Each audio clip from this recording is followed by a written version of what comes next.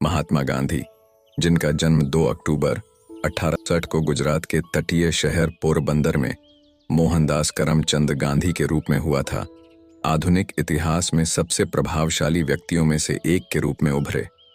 भारत में राष्ट्रपिता के रूप में सम्मानित, अहिंसा और सत्य के प्रति प्रतिबद्धता के उनके दर्शन ने भारतीय स्वतंत्रता के संघर्ष को गहराई से प्रभावित किया और एक स्थायी विरासत छोड़ी जो नागरिक अधिकारों और स्वतंत्रता के लिए वैश्विक आंदोलनों को प्रेरित करती रही है। पारंपरिक हिंदू परिवार में गांधी के शुरुआती जीवन ने उन्हें सहिष्णुता, अखंडता और विविध दृष्टिकोणों के प्रति सम्मान के मूल्यों के साथ जोड़ा। इन मूल्यों को लंदन में उनकी शिक्षा ने और आकार दिया, जहां उन्होंने सांस्कृतिक झटकों और शैक्षणिक चुनौतियों का सामना किया, लेकिन साथ ही नए विचारों को भी अपनाया।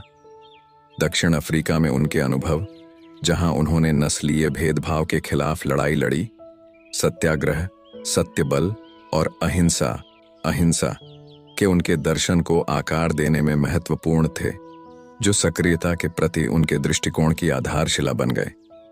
1915 में भारत लौटने पर गांधी के नेतृत्व ने भारतीय राष्ट्रीय कांग्रेस को ब्रिटिश औपनिवेशिक शासन के खिलाफ जन आंदोलन के लिए एक शक्तिशाली वाहन में बदल दिया। असहयोग आंदोलन, नमक मार्च और भारत छोड़ो आंदोलन जैसे उनके रणनीतिक अहिंसक विरोधों ने लाखों भारतीयों को स्वशासन की निरंतर खोज में एकजुट किया।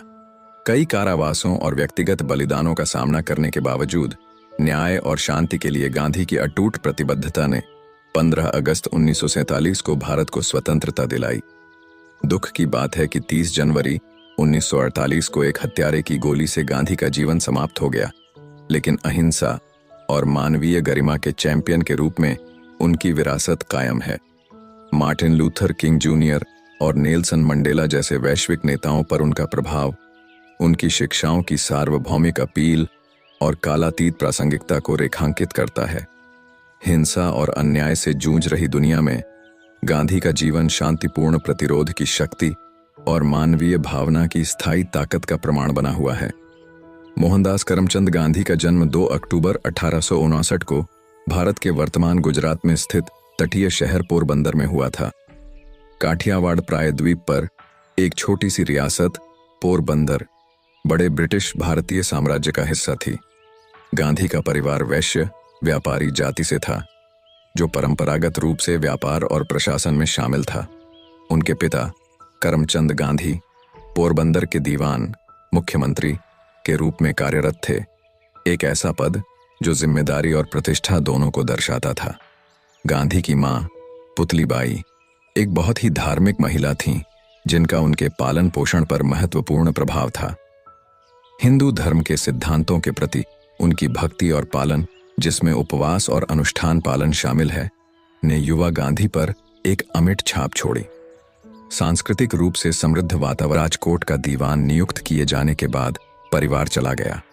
हालांकि गांधी एक औसत छात्र थे, लेकिन वे अपनी ईमानदारी और निष्ठा के लिए जाने जाते थे। उनकी प्रारंभिक शिक्षा पारंपरिक थी, जिसमें धार्मिक शिक्षाओं के साथ साथ पढ़ने, लिखने और अंकगणित की बुनियादी बातों पर ध्यान केंद्रित किया गया था। 13 वर्ष की आयु में गांधी की शादी कस्तूरबा माखन जी से हुई, जो उस समय भारत में एक आम प्रथा थी। कस्तूरबा, या जैसा कि उन्हें प्यार से बा कहा जाता था, ने गांधी के जीवन में एक महत्वपूर्ण भूमिका निभाई। उनके कई परीक्षणों और क्लेशों के माध्यम से दृढ़ समर्थन प्रदान किया। उनका विवाह, हालांकि पारंपरिक रीति रिवाजों में निहित था, एक साझेदारी में विकसित हुआ, जिसने उनके कट्टरपंथी राजनीतिक और सामाजिक प्रयासों की चुनौतियों का सामना किया। इन शुरुआती वर्षों ने गांधी के बाद के जीवन की नींव रखी। उनके माता पिता द्वारा दिए गए ईमानदारी, अनुशासन और अहिंसा के मूल्यों ने उनके पालन पोषण के सांस्कृतिक और धार्मिक परिवेश के साथ मिलकर उनके चरित्र और विश्वदृष्टि को आकार दिया। गांधी के लिए अपने छोटे शहर की सीमाओं से परे बड़ी दुनिया का पता लगाने और चुनौती देने के लिए मंच तैयार था। 1888 में गांधी ने एक ऐसी यात्रा शुरू की जिसने उनके जीवन और उनके देश के इतिहास को नाटकीय रूप से बदल दिया। अपने परिवार के सहयोग से वे यूनिवर्सिटी कॉलेज लंदन में कानून की डिग्री हासिल करने के लिए लंदन गए। यह निर्णय साहसिक और विवादास्पद दोनों था, क्योंकि रूढ़िवादी भारतीय परिवारों के युवा पुरुषों के लिए शिक्षा के लिए विदेश यात्रा करना असामान्य था। लंदन पहुंचने पर इंडियन सोसाइटी में शामिल होने के लिए उन्हें प्रेरित किया। इस एसोसिएशन ने न केवल उन्हें आहार संबंधी समाधान प्रदान किए, बल्कि उन्हें बुद्धिजीवियों और कार्यकर्ताओं के एक नए समूह से भी परिचित कराया। लंदन में गांधी का समय कठोर शैक्षणिक खोज और व्यक्तिगत विकास द्वारा चिह्नित था। उन्होंने लगन से व्याख्यानों में भाग लिया, मूट कोर्ट में भाग लिया और ब्रिटिश कानून की पेचीदगियों को समझने का प्रयास किया। इस अवधि के दौरान उन्होंने भगवद गीता, बाइबल और टॉल्स्टॉय और रस्किन की रचनाओं सहित विभिन्न धार्मिक और दार्शनिक ग्रंथों का भी गहन अध्ययन किया। इन पठनों ने नैतिकता, आचार और अहिंसा के सिद्धांतों के बारे में उनकी समझ को गहरा किया। शुरुआती कठिनाइयों के बावजूद गांधी ने धीरे धीरे लंदन में जीवन को समायोजित किया। उन्होंने पश्चिमी पोशाक और शिष्टाचार को अपनाया, उन्हें अपनी भारतीय पहचान के साथ संतुलित किया। सत्य और अखंडता के प्रति उनकी प्रतिबद्धता, जिसे उन्होंने बाद में सत्याग्रह कहा, इस परिवर्तनकारी चरण के दौरान स्पष्ट होने लगी। उन्होंने 1891 में सफलतापूर्वक अपनी पढ़ाई पूरी की, कानून में डिग्री हासिल की और बैरिस्टर के रूप में योग्यता प्राप्त की। भारत लौटने पर गांधी सीमित सफलता मिली, आंशिक रूप से उनके अनुभव की कमी और पेशे की प्रतिस्पर्धी प्रकृति के कारण। हालांकि सत्य के प्रति उनकी दृढ़ता और समर्पण अटल रहा, जिसने उनके भविष्य के प्रयासों के लिए आधार तैयार किया। 1873 में गांधी ने दक्षिण अफ्रीका के नटाल में एक भारतीय फर्म के लिए कानूनी सलाहकार के रूप में काम करने के लिए 1 साल का अनुबंध स्वीकार किया। इस निर्णय ने उनके जीवन में एक महत्वपूर्ण अध्याय की शुरुआत की, क्योंकि दक्षिण अफ्रीका में उनके अनुभवों ने उनके दर्शन और सामाजिक और राजनीतिक सक्रियता के दृष्टिकोण को गहराई से आकार दिया। दक्षिण अफ्रीका पहुंचने पर गांधी को नस्लीय भेदभाव की कठोर वास्तविकताओं का सामना करना पड़ा। ट्रेन यात्रा के दौरान एक घटना, जहां वैध टिकट होने के बावजूद उन्हें जबरन प्रथम श्रेणी के डिब्बे से उतार दिया गया, ने उनकी सक्रियता के लिए उत्प्रेरक का काम किया। इस और अन्य अपमानों ने गांधी को दक्षिण अफ्रीका में भारतीय समुदाय द्वारा सामना किए जाने वाले अन्याय के खिलाफ कार्रवाई करने के लिए प्रेरित किया। गांधी ने 1894 में नटाल इंडियन कांग्रेस की स्थापना की, जिसका उद्देश्य शांतिपूर्ण और वैध तरीकों से भारतीय प्रवासियों के अधिकारों के लिए लड़ना था। भारतीय समुदाय में उनका नेतृत्व बढ़ता गया, क्योंकि उन्होंने याचिकाएं आयोजित की, समाचार पत्रों को पत्र लिखे और भारतीयों की दुर्दशा को उजागर करने के लिए सार्वजनिक भाषण दिए। इन प्रयासों के माध्यम से उन्होंने सत्याग्रह के अपने दर्शन को विकसित करना शुरू किया, जिसमें अहिंसक प्रतिरोध और सत्य की शक्ति पर जोर दिया गया। गांधी की दक्षिण अफ्रीकी सक्रियता में एक महत्वपूर्ण मील का पत्थर 1906 के एशियाई पंजीकरण अधिनियम के खिलाफ विरोध था, जिसके तहत भारतीयों को पंजीकरण कराना और पहचान पत्र ले जाना आवश्यक था।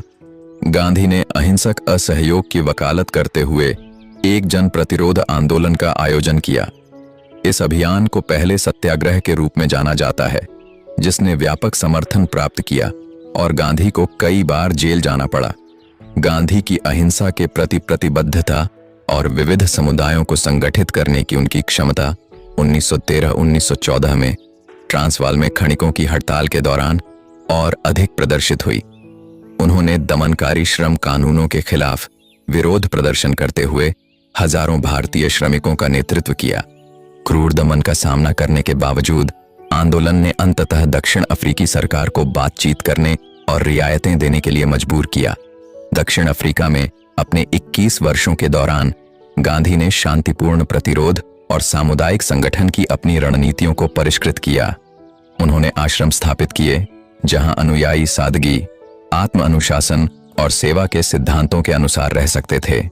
फीनिक्स सेटलमेंट और टॉल्स्टॉय फार्म जैसे ये सामुदायिक जीवन प्रयोग बाद में भारत में उनके द्वारा स्थापित आश्रमों के अग्रदूत थे। दक्षिण अफ्रीका में गांधी के अनुभव परिवर्तनकारी थे। उन्होंने उन्हें जन आंदोलनों का नेतृत्व करने और सरकारी अधिकारियों से निपटने में व्यावहारिक अनुभव प्रदान किया। इससे भी महत्वपूर्ण बात यह है कि उन्होंने अहिंसक प्रतिरोध की प्रभावकारिता में उनके विश्वास को मजबूत किया। 1915 में जब वे भारत लौटे, तब तक वे एक अनुभवी कार्यकर्ता बन चुके थे और अपने देश को स्वतंत्रता दिलाने की चुनौती लेने के लिए तैयार थे। 1915 में गांधी की भारत वापसी ने भारतीय स्वतंत्रता संग्राम में उनकी सक्रिय भागीदारी की शुरुआत की। दक्षिण अफ्रीका में एक दुर्जय नेता और न्याय के पैरोकार के रूप में प्रतिष्ठा स्थापित करने के बाद उनका नायक के रूप में स्वागत किया गया।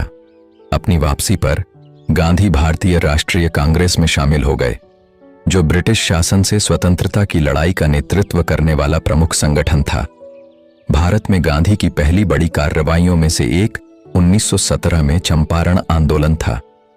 बिहार का एक जिला चंपारण नील की खेती करने वाले किसानों का घर था, जिनका ब्रिटिश बागान मालिकों द्वारा शोषण किया जा रहा था। किसानों को अपनी जमीन के एक हिस्से पर नील उगाने और उसे तय कीमतों पर बेचने के लिए मजबूर किया जाता था, जो उनके लिए प्रतिकूल थी। गांधी का चंपारण आगमन स्थानीय नेताओं की मदद के आह्वान के जवाब में हुआ था। उसी वर्ष गांधी ने अहमदाबाद में कपड़ा श्रमिकों का भी समर्थन किया, जो बेहतर वेतन और काम करने की स्थिति की मांग कर रहे थे। उन्होंने मिल मालिकों पर श्रमिकों के साथ बातचीत करने का दबाव बनाने के लिए भूख हड़ताल का नेतृत्व किया। हड़ताल के परिणामस्वरूप सौहार्दपूर्ण समाधान हुआ और औद्योगिक विवादों में मध्यस्थता करने की गांधी की क्षमता का प्रदर्शन हुआ। भारत में इन शुरुआती अभियानों ने गांधी की रणनीतिक सूझबूझ और सामाजिक कारणों के लिए जन समर्थन जुटाने की उनकी क्षमता को प्रदर्शित किया। अहिंसा और सत्य पर उनका जोर आम लोगों की कठिनाइयों को साझा करने की उनकी इच्छा के साथ मिलकर उन्हें लाखों लोगों का प्रिय बनाता था।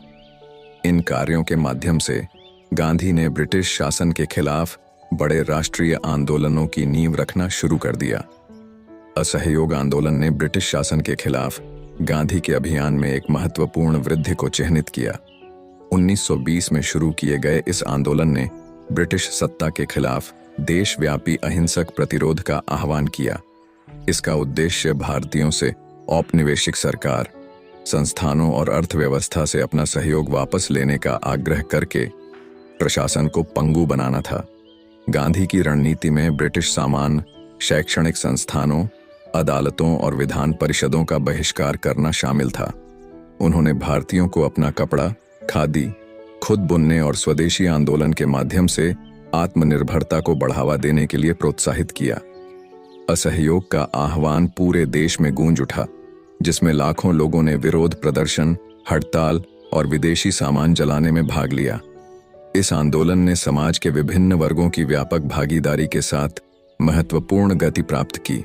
छात्रों ने सरकारी स्कूल और कॉलेज छोड़ दिए, वकीलों ने अपनी प्रैक्टिस छोड़ दी और लोगों ने ब्रिटिश उत्पादों का बहिष्कार किया। भारतीय जनता द्वारा प्रदर्शित एकता और संकल्प अभूतपूर्व था, जो ब्रिटिश सत्ता के लिए एक कठिन चुनौती का संकेत था। हालांकि 1922 में चौरी चौरा की घटना के साथ आंदोलन को एक गंभीर झटका लगा। उत्तर प्रदेश के चौरी चौरा गांव में प्रदर्शनकारियों और पुलिस के बीच हिंसक झड़प के परिणाम स्वरूप कई पुलिसकर्मी मारे गए।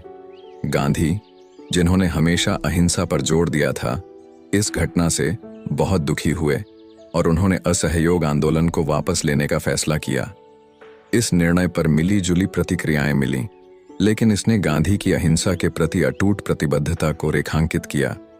अचानक समाप्त होने के बावजूद असहयोग आंदोलन ने भारतीय स्वतंत्रता संग्राम में एक महत्वपूर्ण मोड़ को चिह्नित किया। इसने सामूहिक अहिंसक प्रतिरोध की क्षमता का प्रदर्शन किया और ब्रिटिश नियंत्रण को काफी कमजोर कर दिया। इस आंदोलन ने भारतीय राष्ट्रीय कांग्रेस को एक अधिक मजबूत और प्रभावी संगठन बनाने में भी मदद की, जो स्वतंत्रता की लड़ाई का नेतृत्व करने में सक्षम था। आत्मनिरीक्षण और स्थानीय सक्रियता की अवधि के बाद गांधी सविनय अवज्ञा आंदोलन के साथ राष्ट्रीय मंच पर फिर से उभरे, जो 1930 में शुरू हुआ। इस आंदोलन का उत्प्रेरक अंग्रेजों द्वारा लगाया गया नमक कर था, जिसने सभी भारतीयों, विशेष रूप से गरीबों को प्रभावित किया। गांधी ने सविनय अवज्ञा के एक प्रतीकात्मक और अत्यधिक रणनीतिक कार्य के माध्यम से इस अन्यायपूर्ण कानून को चुनौती देने का विकल्प चुना। मार्च ब्रिटिश एकाधिकार को चुनौती दी और पूरे देश में सविनय अवज्ञा के व्यापक कृत्यों को प्रज्वलित किया। नमक, मार्च और उसके बाद के सविनय अवज्ञा अभियान में लाखों भारतीयों ने विरोध प्रदर्शन, बहिष्कार और हड़ताल में भाग लिया। ब्रिटिश अधिकारियों ने गांधी और अन्य प्रमुख नेताओं सहित बड़े पैमाने पर गिरफ्तारियों के साथ जवाब दिया। पूरे भारत में प्रदर्शनों और टकरावों के साथ आंदोलन गति पकड़ता रहा। सविनय अवज्ञा आंदोलन ने ब्रिटिश सरकार पर महत्वपूर्ण अंतर्राष्ट्रीय ध्यान और दबाव डाला। इसने ब्रिटिश औपनिवेशिक शासन की अन्यायपूर्ण प्रकृति को उजागर किया और भारतीय कारणों के लिए व्यापक सहानुभूति प्राप्त की। बढ़ती अशांति के जवाब में ब्रिटिश सरकार ने संवैधानिक सुधारों पर चर्चा करने के लिए गांधी को लंदन में गोलमेज सम्मेलन में आमंत्रित किया। हालांकि सम्मेलनों से तत्काल परिणाम नहीं मिले, लेकिन सविनय अवज्ञा आंदोलन ने स्वतंत्रता के लिए भारतीय संघर्ष में एक महत्वपूर्ण चरण को चिह्नित किया। इसने अहिंसक प्रतिरोध की शक्ति को मजबूत किया और औपनिवेशिक शासन के खिलाफ भारतीय आबादी को और अधिक एकजुट किया। गांधी का नेतृत्व और शांतिपूर्ण तरीकों से जनता को संगठित करने की क्षमता एक बार फिर पूरी तरह से प्रदर्शित हुई। औपनिवेशिक शासन के खिलाफ भारतीय आबादी को और अधिक एकजुट किया। गांधी के नेतृत्व और शांतिपूर्ण तरीकों से जनता को संगठित करने की क्षमता एक बार फिर पूरी तरह से प्रदर्शित हुई।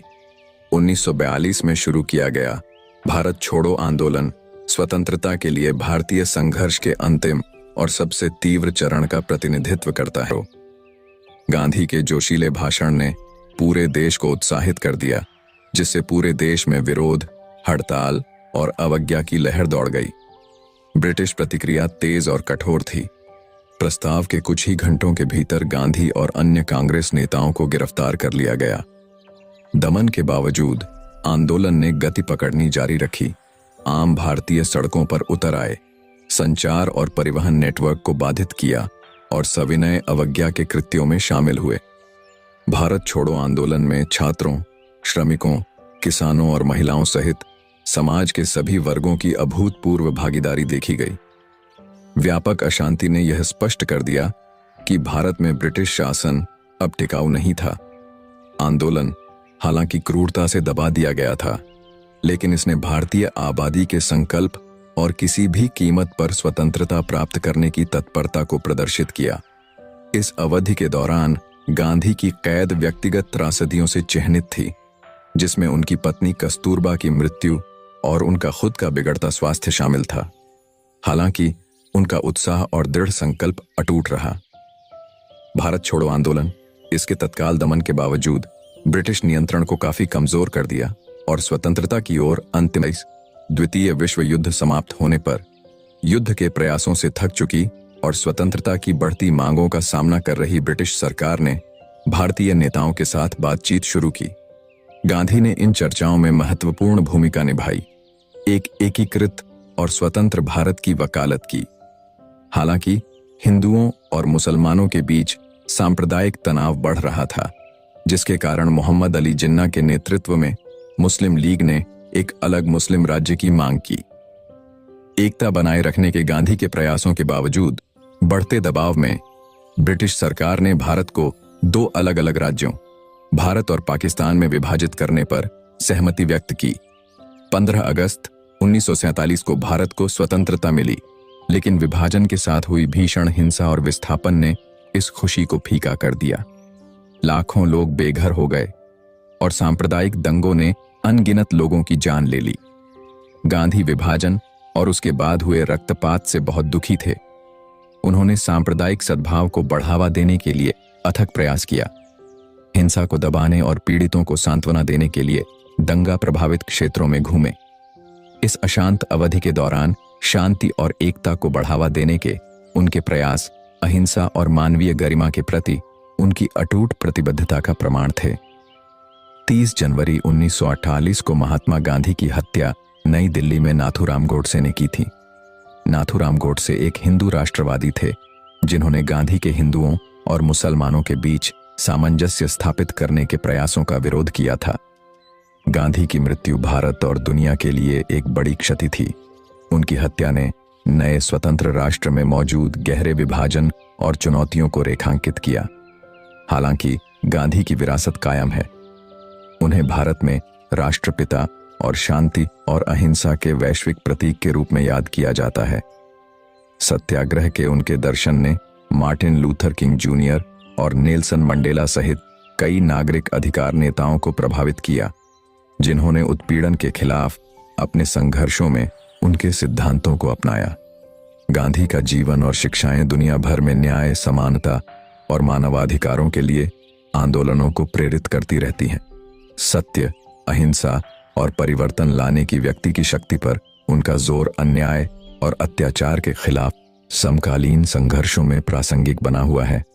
महात्मा गांधी का जीवन अहिंसा, सत्य और न्याय के प्रति अटूट प्रतिबद्धता की शक्ति का प्रमाण था।